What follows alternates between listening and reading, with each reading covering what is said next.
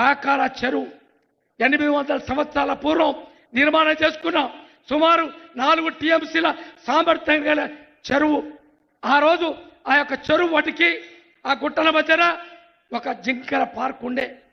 ఆ యొక్క పార్క్ ఈ మధ్య కాలంలో పోయింది కాబట్టి వేలాది ఎకరాలు చెట్లతో గుట్టలతో చాలా బ్రహ్మాండంగా ఉంది.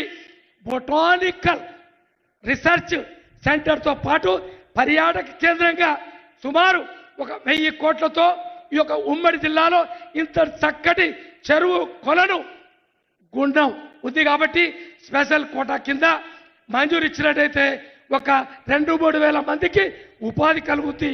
పాత వరంగల్ జిల్లాకి పర్యాటక కేంద్రంగా అభివృద్ధి చెందడానికి అవకాశం ఉంది కాబట్టి దాన్ని మంజూరు ఇవ్వాలని చెప్పి ప్రాజెక్ట్ రిపోర్ట్ తయారు చేసి అందించాలని చెప్పి మీ ద్వారా వారిని కోరుతా ఉన్నారు. కాబట్టి ఆ యొక్క